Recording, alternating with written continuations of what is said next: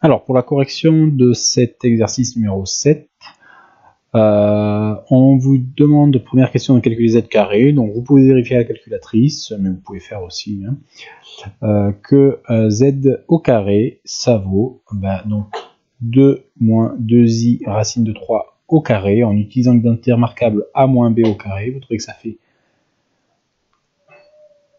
donc a carré plus donc b carré, ça fait 4i carré fois 3. Ça c'est bon. Et moins 2 fois 2i racine de 3 fois 2. Voilà. Et donc ça fait moins 8. Moins 8 racine de 3. Moins 8i racine de 3. Moins 8 racine de 3i. Ensuite, la forme algébrique est-elle adaptée pour z puissance 10? Non, ça je vous l'ai dit, pour les puissances et les multiplications, la forme algébrique n'est pas adaptée puisque ça fait des calculs pénibles.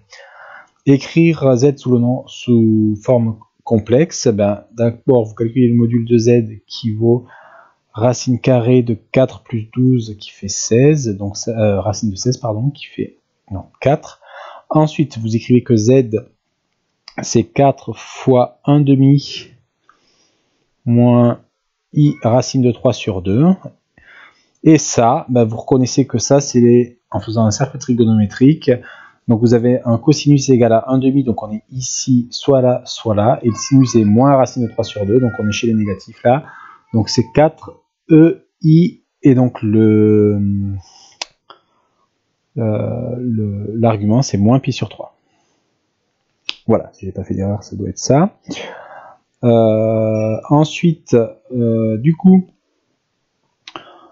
pour calculer z puissance 10, d'après les propriétés du module et de l'argument, quand on élève un nombre à une puissance, le module est élevé à la même puissance, donc ça fait 4 puissance 10, fois exponentielle de moins, et les arguments sont multipliés par 10, donc ça fait moins 10 pi sur 3.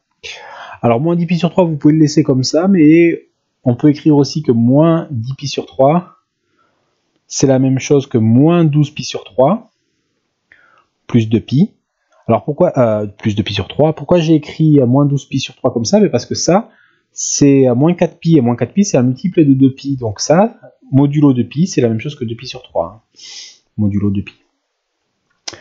Et donc c'est 2 pi sur 3, donc ça fait 4 puissance 10 fois exponentielle de 2 pi sur 3, i de pi sur 3, pardon, n'oublie pas le i, c'est important.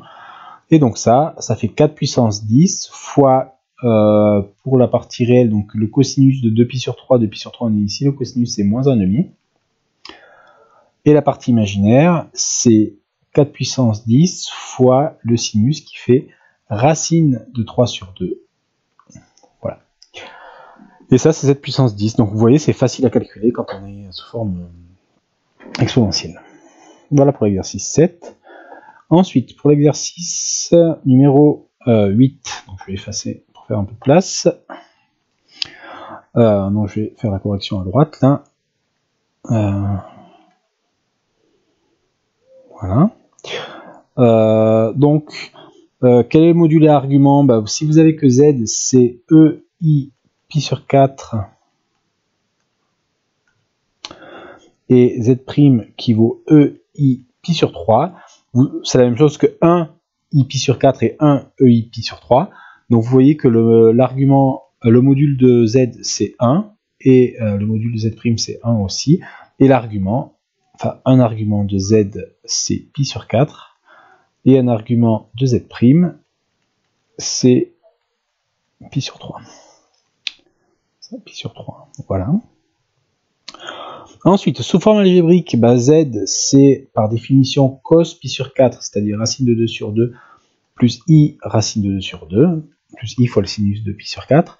Z' c'est cos pi sur 3, cos pi sur 3 c'est 1,5, plus i fois sinus pi sur 3, ça fait racine de 3 sur 2.